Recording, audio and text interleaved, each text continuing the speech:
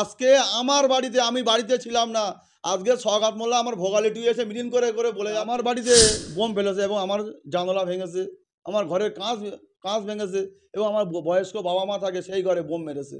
এই তো ওদের কালচার। কাজটা তোমরা শুরু করে শেষ তোমাদের করতে হবে, নইলে অবস্থা খারাপ হবে আগামী দিন। দেখো, আমাকে ভয় দেখিয়ে ধমকে রেখে চমকে রেখে কিছু হবে না ভাই, কিচ্ছু হবে না। কেন আমি হাতি চুড়ি পরে বসে নেই।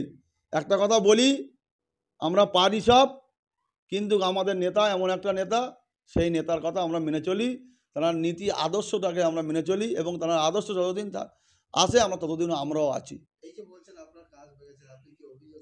দেখো, আমি ইতিমধ্যে পুলিশকে অভিযোগ জানিয়েছি, পুলিশ এসেছিল আমার বাড়িতে, পুলিশ তদন্ত করছে। আমরা আইনের উপরে ভরসা করি, আইনকে মান্যতা দিয়ে আমি এখনও চুপ আছি। পুলিশ যদি না করে তখন আমরা দেখব, আমরা তখন চিন্তা ভাবনা করবো। কারণ আমাদের উপরন্ত আমাদের আরও নেতা আছে, আমাদের ভাইজান আছে, আমরা জানাবো, তারপরে কি হবে না হবে সেটা সময় বলবে। না, ওরা মিটিংয়ের দিনে হয়েছে, আমি সেই সময় বাড়িতে ছিলাম না। বাড়ি না থাকাকালীন ওরা এই বোমগুলো চাষ করেছে একের পর এক। বাড়িতে বয়স্ক বাবা মা থাকে, আমার বাড়িতে ছোটো ছোটো দুটো ছেলে থাকে। আজকে কেন এত ভয় লাগছে কেন তোমাদেরকে? কাজটা তোমরা শুরু করে শেষ তোমাদের করতে হবে, নইলে অবস্থা খারাপ হবে আগামী দিন। আমি বলে যাচ্ছি আজকের। দেখো, ওসব নটোরিয়াস ক্রিমিনালের কিছু গুন্ডা আছে, পোষা গুন্ডা, সেই সব গুন্ডারা করছে একের পর এক অনেক কিছু করছে, আমাকে ভয় দেখাচ্ছে। আমি ইতিমধ্যে পুলিশকে একাধিকবার অভিযোগ করেছি। আজকে ওরে আমি অভিযোগ করা বলে পুলিশ আমাকে ভরসা দিয়েছে, আমি পুলিশের উপরে আস্থা আছে, সেটা পুলিশ একটা সময় নিয়েছে, তারপরে আর কথা হবে। এত ভয় লাগছে কেন আইএসএফদেরকে? তুমি তো বলছো আমি অনেক উন্নয়ন করেছি, উন্নয়নের কাণ্ডারি, তাহলে তুমি এত ভয় লাগছে কেন আমাদের মতন বাচ্চা ছেলেদের? দেখি না আমরা একবার কি করতে পারি? তোমরা তো অনেক করেছো, আমরা একবার চেষ্টা করি না কি করতে পারি, দেখি না। উনি হচ্ছে জাতির কলঙ্ক, আমি ফের বলছি, উনি জাতির কলঙ্ক। উনি আমাদের মুসলিম জাতির মধ্যে পড়ে না। উনি আজকে নওশাদ ভাইয়ের বিরুদ্ধে কথা বলে, বড় বড় কথা বলে না, আজকে ওনার থোঁতা মুখ ভোঁতা করবো আমরা খুব তাড়াতাড়ি, শুধু সময়ের অপেক্ষা, তৈরি থেকে। আমার তো মনে হয় ধানের চিটেগুলো বার হয়ে যাচ্ছে, আমাদের দল আরও শক্তিশালী হচ্ছে এবং আমি বলেছি এর আগেও যে 26-এ আমরা 1.5 লক্ষ ভোটে জেতাবো। এবং ওইসব পাগলে কিনা বলে আর ছাগলে কিনা খায় ওইসব কথা আমরা কান দেই না। আর ওই ক্রিমিনালকে আগামী দিনে আমরা ফের বলেছি কোর্টের মাধ্যমে আমরা বুঝে নেবো, রাস্তায় বুঝে নেবো, আমরা অনেক জায়গাতে আমরা বুঝে নেবো উনি কত বড় মোস্তান। আমরা একবার দেখবো, আমরা ভাঙড়ের মানুষ, একবার ওনাকে দেখবো।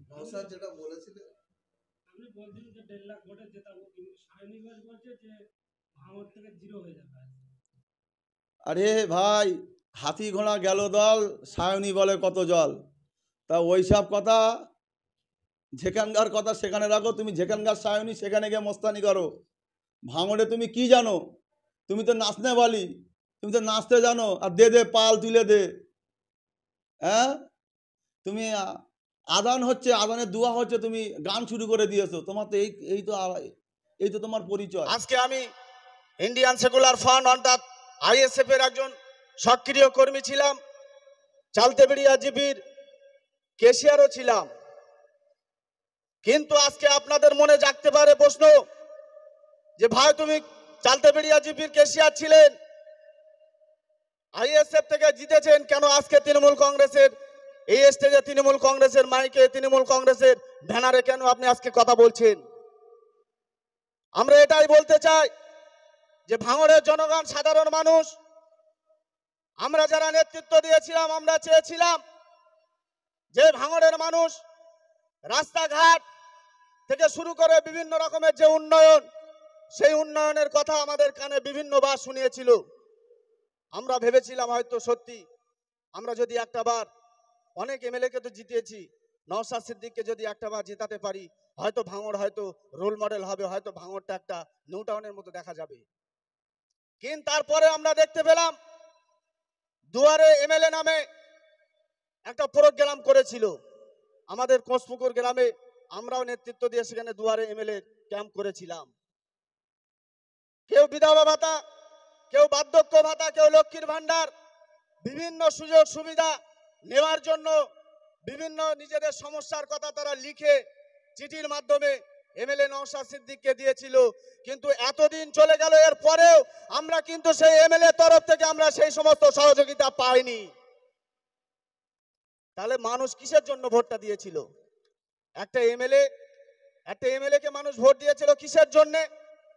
যে আমাদেরকে দেখবে, আমাদেরকে সাধারণ মানুষ যারা গরিব অসহায় মানুষ তাদের ঘরের মাথার উপরে যে ছাদ নেই সেই ছাদটা করে দেবে, বিভিন্ন রকমের কাজ করবে, সাধারণ মানুষের পাশে থাকবে।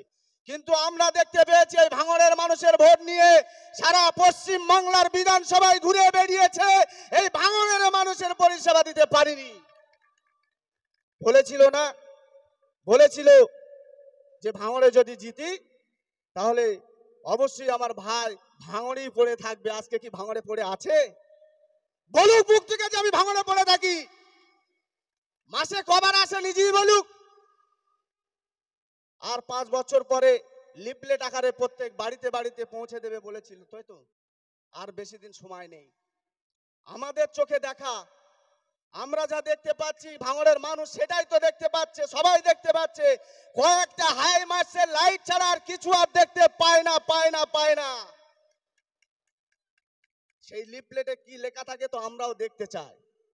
সবাই দেখবে সেই লিফলেটে যে 5 বছরে দুয়ারে এমএলএ করার পরে 5 বছরে ভাঙড়ের মানুষ ভোট দিয়ে এমএলএ তৈরি করেছে, সেই এমএলএ কি করেছে না করেছে শুধু নামে তালপুকুর ঘটি ডোবে না, ওটা বললে আর হবে না।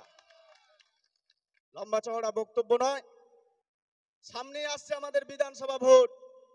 আমরা চাই এই ভাঙড় থেকে তৃণমূল কংগ্রেসের পতাকায় ঘাস ফুল চিহ্নে এই ভাঙড় থেকে আমরা বিধায়ক তৈরি করতে চাই, ঠিক তো না ঠিক?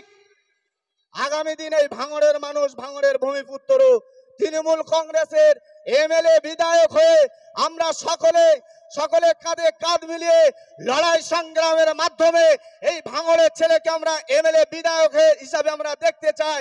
আর ভাঙড়ের যে উন্নয়ন আজকে আমাদের সামনে বসে আছেন ক্যানিং পূর্বের বিধায়ক, আমাদের ভাঙড়ের মাত্র একজন অবজারভার, তিনি দায়িত্ব নিয়েছে, যে কাজ করেছে আমাদের এমএলএ কে, আমরা এই ভাঙড়ের এমএলএ কে বলতে চাই যে শওকত মোল্লা মহাশয় এই 2-2.5 বছর দায়িত্ব নিয়ে যে উন্নয়ন করেছে, আপনি 5 বছর হতে যায় কি উন্নয়ন করেছেন আপনি স্টেজ করে এরকম বলুন না যে এই উন্নয়ন আমরা করেছি। আজকে শওকত মোল্লা রাস্তাঘাট, ঢালাই রাস্তা, ড্রেন, তারপরে সাবমার্শাল দিয়ে পানি জল খাওয়ার জন্য মানুষের যে উপকার করছেন, এর জন্য আমরা শওকত মোল্লা মহাশয়ের কাছে আমরা কৃতজ্ঞ, আমাদের নেত্রী মমতা বন্দ্যোপাধ্যায়ের কাছে আমরা কৃতজ্ঞ। প্রত্যেককে ধন্যবাদ জানাই।